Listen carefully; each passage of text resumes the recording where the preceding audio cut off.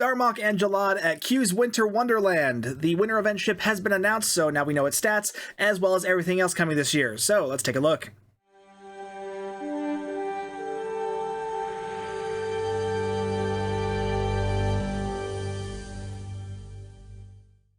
Star Trek Online has officially announced that the winter ship is going to be the Tamarian Deep Space Cruiser, which we kind of already knew, but it wasn't officially announced yet, so now we can talk about it. I'm really into this. Like, the Tamarian ship has always been one of my favorite alien ships. It's a really simple but interesting looking design, and yeah, it's cool that we're getting it, and not only that, but we're getting it for free because it's the event ship for this year. Normally, I'd be kind of about it because the stats on event ships are usually a little underwhelming in comparison to even C-store ships. So, I mean, even though they're free ships, they never end up getting used except for budget builds and stuff like that. But after last summer's event with the Hyperion Intel Battlecruiser, that one was a pleasant surprise in terms of its stats. So, let's see what they've done with this ship for the winter event. We know right away that this is going to have a Lieutenant Commander Universal / Command seat and a Lieutenant level Science / Intelligence seat. 2 specialization seats on an event ship is not something you see often, but at the same time they did do that on the Hyperion Battlecruiser last summer, so it does seem that they are continuing that design philosophy going forward with event ships, which is exactly what I was hoping for. Diving into the stats, it's got a hull modifier of 1.4 and a shield modifier of 1.2, which are fairly high. There've definitely been higher even at the even in the C-store, but at the same time, free ship. So this is going to make a pretty decent tank at a budget level. It's got a 5-3 weapons layout, which always a good thing for a cruiser like this. 4 device slots.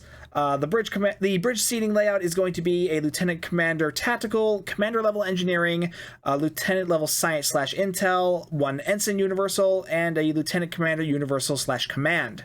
This thing's going to make a nice torpedo build. Like, you got the command seat, so you're going to have enough room for Concentrate Firepower 3, but with that Lieutenant Commander Tactical, you're going to have enough room for all your essentials for there, so you're going to have High Yield 3, you're going to have room for Chemosite, and even have room for Mine Dispersal.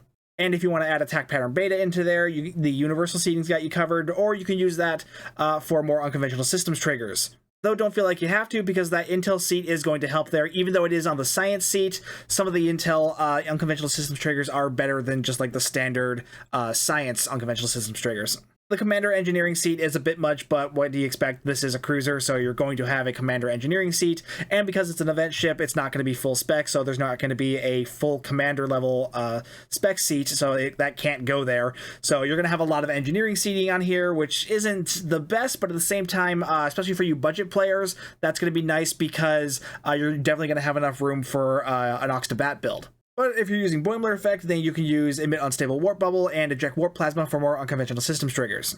The consoles are going to be 4 Tactical, 5 Engineering, and 2 Science, which that's exactly how I would want those to be.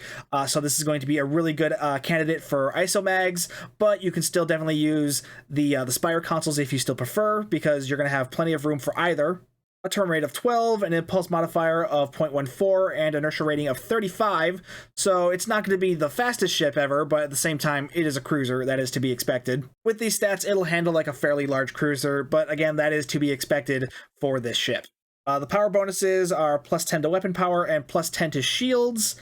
I would have liked to see some of that go into engines or aux, but whatever. I mean, the weapon power will be nice if you're running an energy weapon build, and I guess the shield power will be nice if you're running a tank on this, which that command seating is going to help with a tank as well. Actually, Intel has some nice debuffs for tanking as well, too, so that's a good setup for either way. It's got a new console, we'll get into that in a bit. This will have the inspiration abilities that you normally see on full command ships, so that means they are setting this up a lot like they did with the Hyperion Battlecruiser.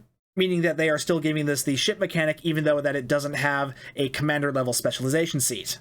Again, that is exactly what I wanted to see after what they did with the Hyperion ship last summer. It looks like they are continuing that trend for event ships, which really does a lot to make them actually worth the grind of earning them.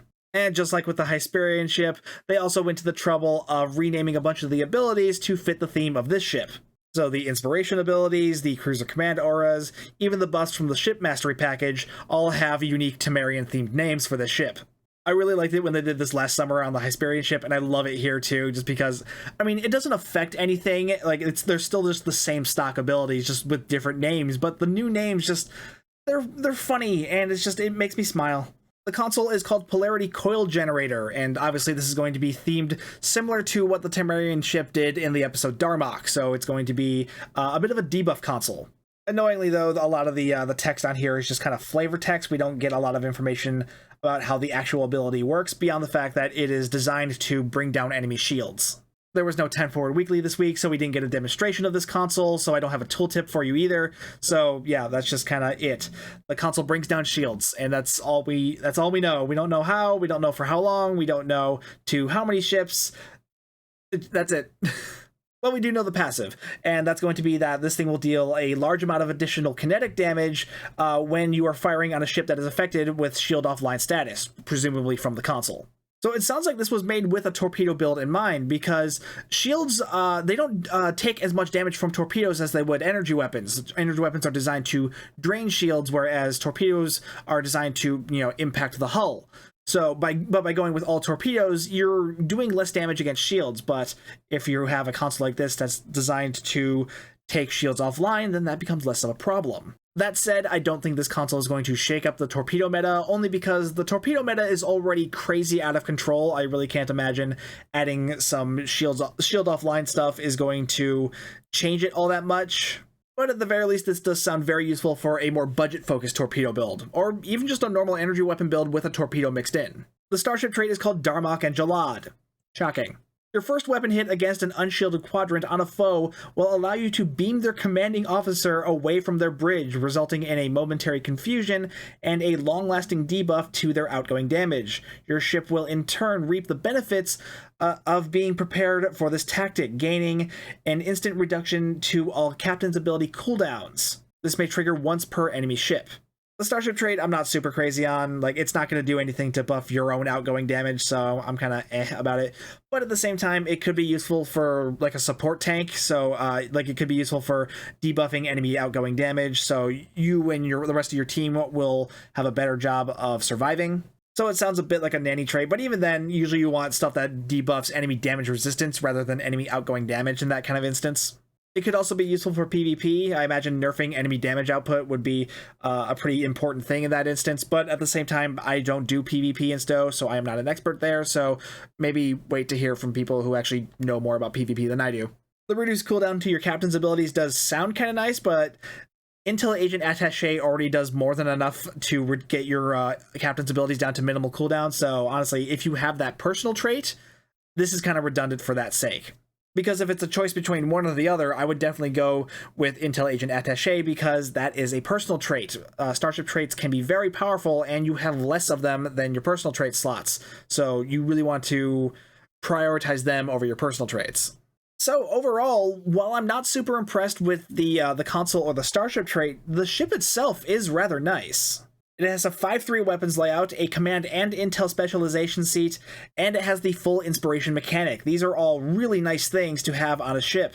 Yeah, it's not the best ship in the world, but it is a free ship, and what they've been doing with these past couple event ships has been really nice, because one of my big complaints about event ships was always that they never had full specializations, and while they don't have the commander seat for the specialization still, they are getting the ship mechanic from them, which I think is a really nice compromise that really helps up the value of these free ships, while also not devaluing the Sea Star and other premium ships that you get by other means.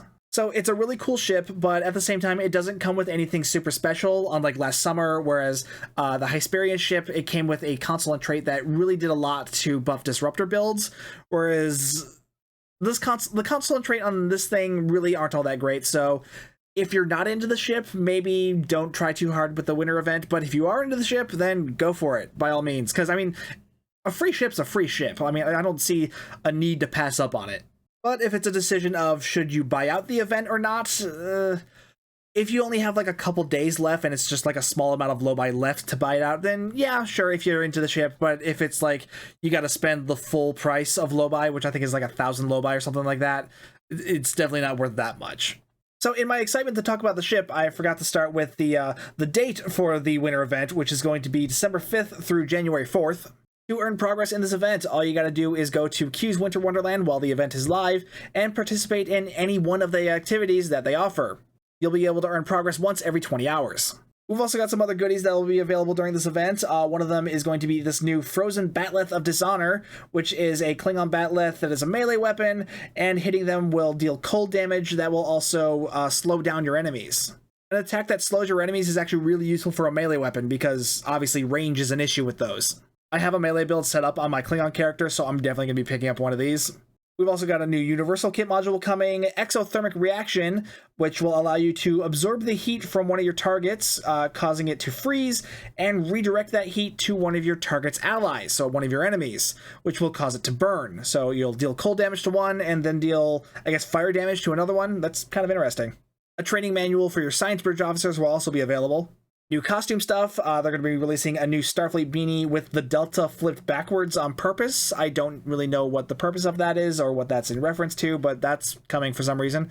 We got the new ugly sweaters, which we've already gotten a preview of. We're getting Kayshawn as a puppet, what they're calling the, what do they call it?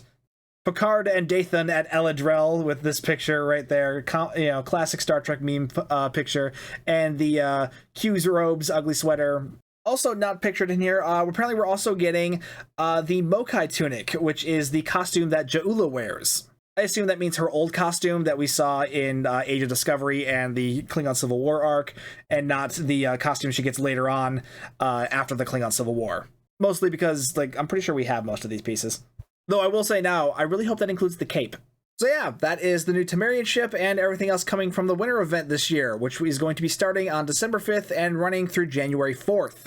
I'm pretty sure that's on both PC and console, because the season events usually run concurrently with each other. Anyway, let me know what you think of the new Tamarian ship this year. Like I said, I'm pretty hyped about it, but at the same time, I'm not that into the consular trait, so it's not quite as impressive as the Hyperion ship from last summer, but still, I think it's a good ship. So let me know if you're hyped for the ship or anything else coming this year for the winter event. While you're down there, be sure to hit like and subscribe and hit that bell for notifications if you haven't already. If you'd like to further support the channel, you can hit that join button to become a member, or hit the super thanks button, or find the link to the merch store in the video's description. If you're ever shopping on the Epic Game Store, please use my content creator code STU1701. It doesn't cost you anything extra, but it does help me out, and I do appreciate that. That is Epic content creator code STU1701. Either way, though, thank you so much for watching. My name's Stu, and I will see you guys next time.